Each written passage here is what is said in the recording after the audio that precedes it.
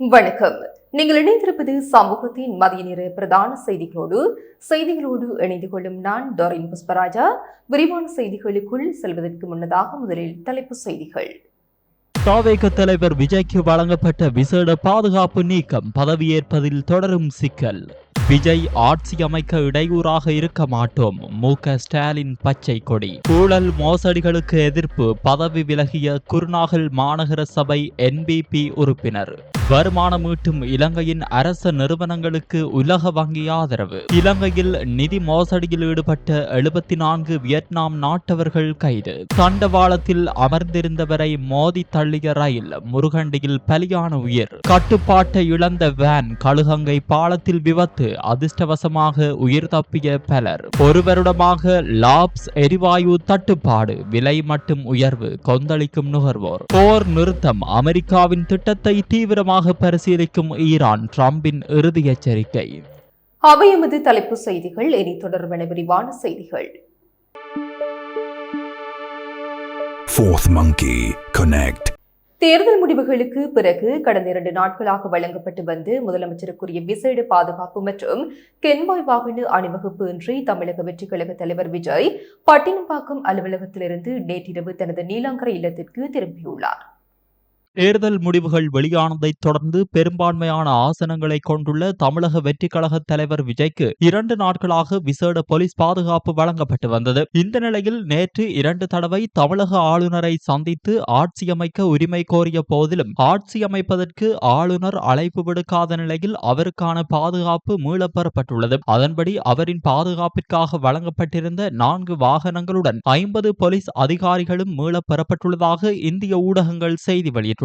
இதேவேளை விஜய் வீட்டிற்கு காவல்துறை பாதுகாப்பு வழங்கி வந்த நிலையில் அதுவும் திரும்ப பெறப்பட்டது. தமிழக சட்டமன்ற தேர்தலில் 108 இடங்களை கைப்பற்றி தனிப்பெரும் கட்சியாக உருவெடுத்துள்ள தாவேக ஆட்சி அமைக்க தேவையான 118 இடங்களை எட்டுவதற்கான தீவிர முயற்சியில் ஈடுபட்டுள்ளது. இதன் ஒரு பகுதியாக திமுகவுடனான 11 ஆண்டுகால கூட்டணியை முறித்துக் கொண்டுள்ள இந்திய தேசிய காங்கிரஸ் கட்சி நிபந்தனைகளுடன் தாவேகவுக்கு ஆதரவளிப்பதாக அறிவித்துள்ளது. விஜய் முதலமைச்சராக பதவியேற்பதற்கு ஏற்பாடுகள் சென்னை நேரு உள் விளையாட்டு அரங்கில் நடைபெற்று வருவதாக தகவல்கள் தெரிவிக்கின்றன. இருப்பினும் பெரும்பான்மையை நிரூபிக்க தேவையான உறுப்பினர்களின் ஆதரவு கடிதத்தை ஆளுநர் கேட்பதாக தகவல் வெளியாகியுள்ளதால் பதவியேற்பு நிகழ்வில் தற்காலிக தாமதம் ஏற்பட்டுள்ளது. இந்த சூழலில் சென்னை பனையூரில் உள்ள தாவேக தலைமை அலுவலகத்தில் சட்டமன்ற உறுப்பினர்களுடன் இன்று அவசர ஆலோசனை கூட்டம் ஒன்று நடைபெற உள்ளது. கட்சியின் பொதுச் செயலாளர் புசி ஆனந்த் தலைமையில் நடைபெறவுள்ள இந்த கூட்டத்தில்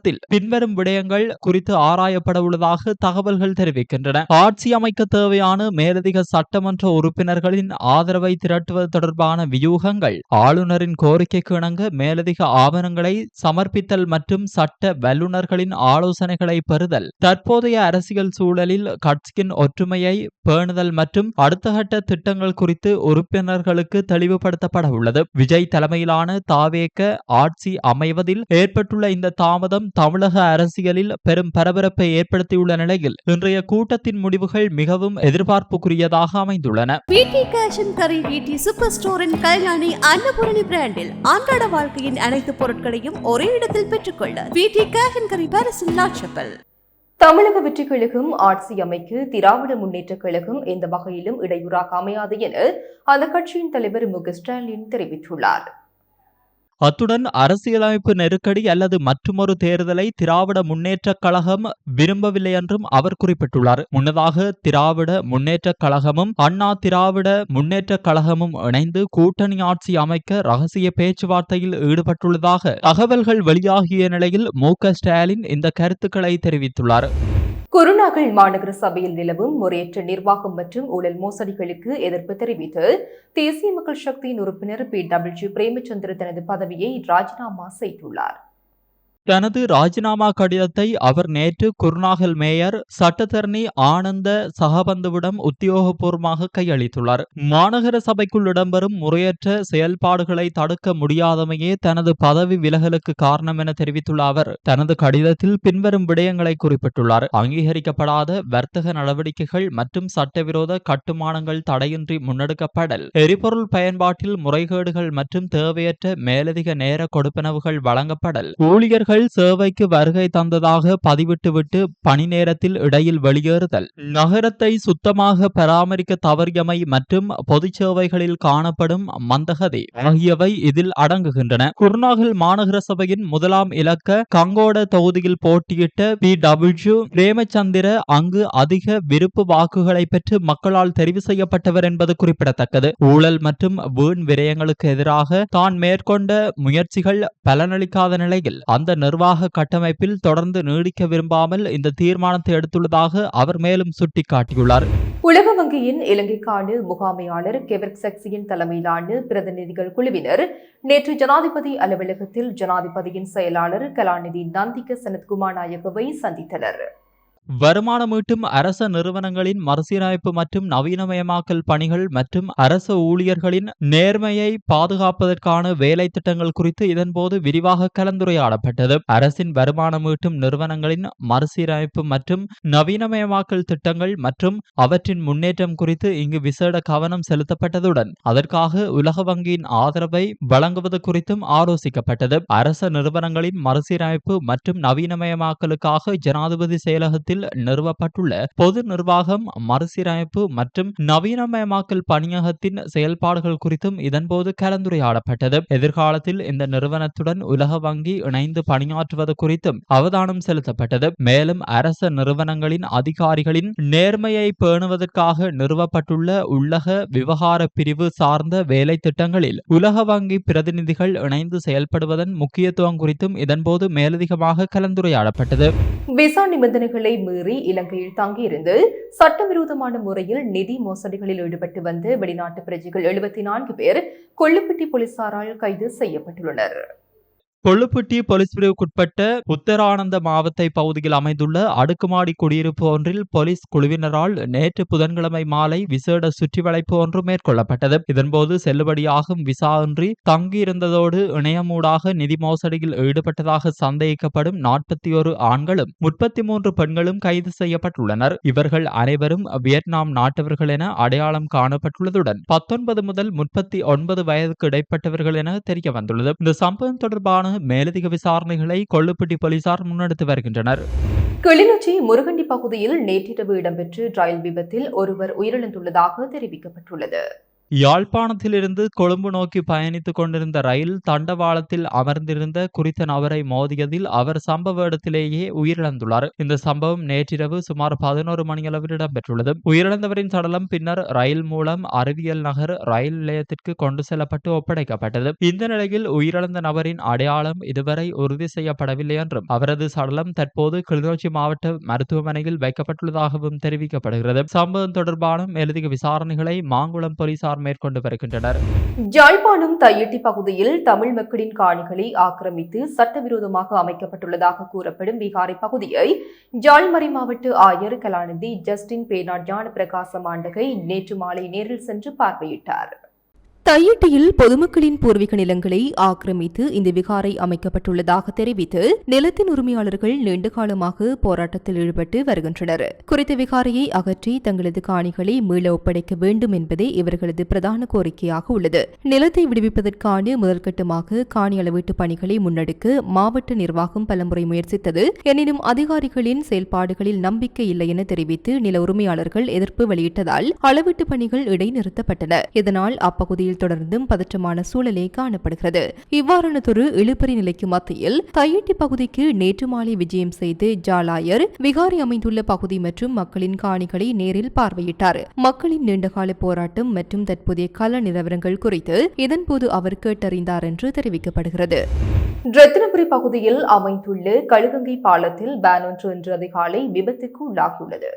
கட்டுநாயக்கவில் இருந்து ககவத்தை நோக்கி பயணித்து பேன் பாலத்தின் மீது கட்டுப்பாட்டு இழந்துள்ளது. இதில் பேனில் பயணித்து 9 பேர் அதிர்ஷ்டவசமாக உயிர் தப்பியுள்ளனர். விபத்து நேரத்தில் வாகனம் கழுகங்கையில் விழுந்திருக்குமானால் பெரும் உயிர் சேதம் ஏற்பட்டிருக்கும் என தெரிவிக்கப்படுகிறது. சம்பவத்தை அடுத்து அப்பகுதியில் பதற்றமான சூழ்நிலை நிலவியதுடன் இது தொடர்பாக ரத்தினபுரி போலீசார் மேலதிக விசாரணைகளை மேற்கொண்டு வருகின்றனர். கொழும்பு நகரின் மிகச்சிறந்த முகவரிகளில் ஒரு புதிய வாழ்க்கை முறையின் அடையாளம் உருவாகிறது. Blue ocean group. நுவரெலியா மற்றும் கண்டி மாவட்டங்களில் கடந்த ஒரு வருடத்திற்கு மேலாக பல பகுதிகளில் லாப்ஸ் எரிவாயு முறையாக கிடைக்காத நிலையில் தற்போது மீண்டும் விலை உயர்த்தப்பட்டிருப்பது மக்கள் மத்தியில் கடும் அதிருப்தியை ஏற்படுத்தியுள்ளது. கடந்த சில மாதங்களாக நுவரெலியா மாவட்டத்தின் பெரும்பாலான பகுதிகளிலும் கண்டி மாவட்டத்தின் சில பகுதிகளிலும் லாப்ஸ் எரிவாயு கிடைக்காததால் வெற்று சிலிண்டர்களுடன் நுகர்வோர் அலைந்து திரியும் நிலை ஏற்பட்டுள்ளது. மேலும் லாப் சிலிண்டர் வைத்திருப்போர் லிட்டோ போன்ற ஏனைய நிறுவனங்களின் எரிவாயுவை பெற்றுக்கொள்ள முடியாத நிலையும் பெரும் சிரமத்தை ஏற்படுத்தியுள்ளதாக மக்கள் தெரிவிக்கின்றனர். இதனால் முறையாக விநியோகம் செய்ய முடியாத நிலையில் மாதம் தோறும் விலை உயர்த்துவதில் என்ன பயன் என பாதிக்கப்பட்ட நுகர்வோர் கேள்வி எழுப்பியுள்ளனர். இந்த பிரச்சினையில் சம்பந்தப்பட்ட அதிகாரிகளும் வர்த்தக அமைச்சரும் உடனடி நடவடிக்கை எடுக்க வேண்டும் என மக்கள் கோரிக்கை விடுத்துள்ளனர். லாப்ஸ் நிறுவனத்தால் தொடர்ந்தும் விநியோகம் சீராக மேற்கொள்ள முடியாத பட்சத்தில் அரசாங்கம் தலையிட்டு லாப்ஸ் வெற்று சிலிண்டர்களை பெற்றுக்கொண்டு லிட்டோ எரிவாயு பயன்பாட்டுக்கு மாற்று திட்டம் ஒன்றை அமல்படுத்த வேண்டும் என்றும் அவர்கள் வலியுறுத்துகின்றனர். இதற்கிடையில் நள்ளிரவு முதல் அமலுக்கு வரும் வகையில் லாப்ஸ் சமையல் எரிவாயு விலைகள் மீண்டும் அதிகரிக்கப்பட்டுள்ளன. அதன்படி 12.5 கிலோகிராம் எரிவாயு சிலிண்டர் 545 ரூபாவால் அதிகரிக்கப்பட்டு 6245 ரூபாவாக நிர்ணயிக்கப்பட்டுள்ளது. 5 கிலோகிராம் சிலிண்டர் 220 ரூபாவால் உயர்த்தப்பட்டு 2500 ரூபாவாக விற்பனை செய்யப்படுகிறது. சர்வதேச சந்தை நிலவரங்களை கருத்தில் கொண்டு இந்த விலை உயர்வு மேற்கொள்ளப்பட்டதாக லாப்ஸ் நிறுவனம் தெரிவித்துள்ளது. மறுபுறம் லிட்டோ நிறுவனம் இந்த மாதத்திற்கான எரிவாயு விலைகளில் எந்த மாற்றமும் இல்லை என அறிவித்துள்ளது. மத்திய கிழக்கில் நடைபெற்று வரும் போரை முடிவுக்கு கொண்டு வருவதற்காக அமெரிக்காவால் முன்வைக்கப்பட்டு புதிய அமைதி திட்டத்தை ஈரான் தீவிரமாக பரிசீலித்து வருவதாக தகவல்கள் தெரிவிக்கின்றன.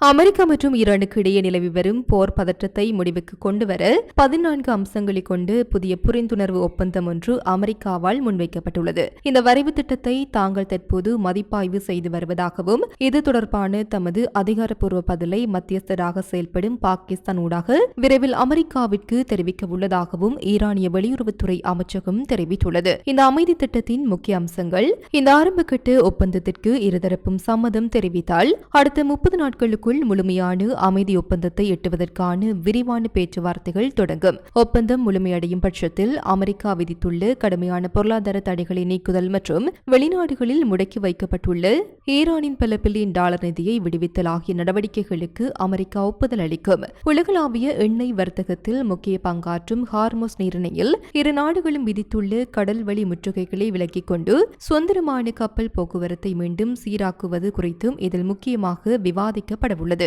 தற்போதைய நிலையில் போரை உடனடியாக முடிவுக்கு கொண்டு வருவதையே இந்த திட்டம் முதன்மைப்படுத்துகிறது. இந்த அமைதி பேச்சுவார்த்தைகள் குறித்து கருத்து தெரிவித்துள்ள அமெரிக்க ஜனாதிபதி டொனால்ட் ட்ரம்ப் முன்மொழியப்பட்ட ஒப்பந்தத்திற்கு ஈரான் முழுமையாக சம்மதித்தால் போர் முடிவுக்கு வர வாய்ப்புள்ளது என்று குறிப்பிட்டுள்ளார். இருதரப்பும் ஒரு இறுதி ஒப்பந்தத்தை நெருங்கிவிட்டதாக பாகிஸ்தான் வட்டாரங்களும் உறுதிப்படுத்தியுள்ளன. இருப்பினும் ஈரான் மீண்டும் அத்துமீறினால் ராணுவ தாக்குதல்களை தொடரவும் அமெரிக்கா தயங்காது என ட்ரம்ப் எச்சரித்துள்ளார்.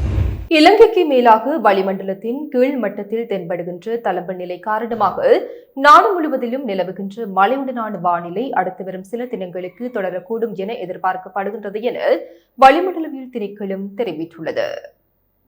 நாட்டின் பெரும்பாலான பகுதிகளில் பிற்பகல் 1 மணிக்கு பின்னர் மழை அல்லது இடியுடன் கூடிய மழை பெய்யக்கூடும். வடக்கு, வடமேல் மற்றும் மேல் மாகாணங்களிலும் அத்துடன் காலி, மாத்தறை மற்றும் திருகோணமலை மாவட்டங்களிலும் காலை வேளையிலும் மழை பெய்யக்கூடும். மத்திய, சப்ரகமுவ, வடமத்திய, தென் மற்றும் உவ மாகாணங்களின் சில இடங்களில் 75 மில்லிமீட்டரிலும் கூடிய ஓரளவு பலத்த மழை பெய்யக்கூடும். வடக்கு, கிழக்கு, வடமத்திய, வடமேல் மற்றும் சப்ரகமுவ மாகாணங்களின் சில இடங்களிலும் அத்துடன் கொழும்பு, ஹம்பகா, ஹம்பாந்தோட்டை மற்றும் மொனராகலை மாவட்டங்களிலும் இன்று பகல் வேளையில் அதிகரித்த வெப்பநிலை உணரப்படும். நாட்டை சூழ உள்ள கடல் பிராந்தியங்களில் மழை அல்லது இடியுடன் கூடிய மழை பெய்யக்கூடும். கடல் பிராந்தியங்களில் மணித்தியாலத்திற்கு 25 தொடக்கம் 35 கிலோமீட்டர் வேகத்தில் தென்மேற்கு திசையிலிருந்து காற்று வீசும். நாட்டை சூழ உள்ள கடல் பிராந்தியங்கள் இடைக்கிடையே ஓரளவு கொந்தளிப்பாக காணப்படும். பலத்த காற்றும் மின்னல் தாக்கங்களும் ஏற்படக்கூடிய சந்தர்ப்பங்களில் பொதுமக்கள் அவதானத்துடன் செயல்படுமாறு கேட்டுக் கொள்ளப்படுகின்றனர். இத்துடன் சமூகத்தின் மதிய நேர பிரதான செய்திகள் நிறைவு பெறுகின்றன. தொடர்ந்தும் சமூகத்தோடு இணைந்திருங்கள். எமது RIP பேச்சுக்கு கிடைத்த மரண அறிவித்தல்கள். யாழ்ப்பாணம் சண்டிலிப்பாயை புறப்படமாகவும் வடலியடைப்பு பிள்ளையார் கோவிலிடையே வதிவிடமாகவும் கொண்டிருந்த திரு ராகவன் தங்கராஜா அவர்கள் 6/5/2026 புதன்கிழமை அன்று காலமானார். யாழ்ப்பாணம் வேலணை மேற்கு 8ஆம் வட்டாரத்தை பிறப்பிடமாகவும் பிரான்சை வதிவிடமாகவும் கொண்டிருந்த திரு சிவசுப்பிரமணியம் சுவாமிநாதன் அவர்கள் 5/5/2026 செவ்வாய்க்கிழமை அன்று காலமானார். யாழ்ப்பாணம் கண்டிவீதி நுணாவில் சாவகச்சேரியை பிறப்பிடமாகவும் கனடா மவுண்ட் ஆல்பர்டாவை வதிவிடமாகவும் கொண்டிருந்த திரு கணபதிப்பிள்ளை ஆனந்தமணி அவர்கள் 2/5/2026 சனிக்கிழமை அன்று காலமானார். மட்டக்களப்பு பெரிய கல்லாறு 3ஆம் குறிச்சி குருகுலசிங்கம் வீதியை புறப்படமாகவும் தற்போது மட்டக்களப்பு நகரினை வதிவிடமாகவும் கொண்டிருந்த திருமதி கமலவேணி தர்மரட்னம் அவர்கள் 4/5/2026 திங்கட்கிழமை அன்று காலமானார். மேலே அறிவிக்கப்பட்ட அனைத்து மரண அறிவித்தல் இறுதிக்கிரியை பற்றிய தகவல்களை அறிந்து கொள்ள ரிப்டாட் பேஜை பார்வையிடுங்கள். இதற்கான லிங்க் கீழிருக்கும் டிஸ்கிரிப்ஷனில் பார்வையிடலாம். இது போன்ற செய்திகளை தெரிந்து கொள்ள சமூகம் நியூஸ் சேனலை சப்ஸ்கிரைப் செய்து அருகில் உள்ள பெல் பட்டனை கிளிக் செய்யுங்கள். மேலும் இது போன்ற செய்திகளை உடனுக்குடன் தெரிந்து கொள்ள சமூகமீடியா.com என்ற இணையதளத்தின் வாயிலாகவும் எங்களுடன் இணைந்திருங்கள்.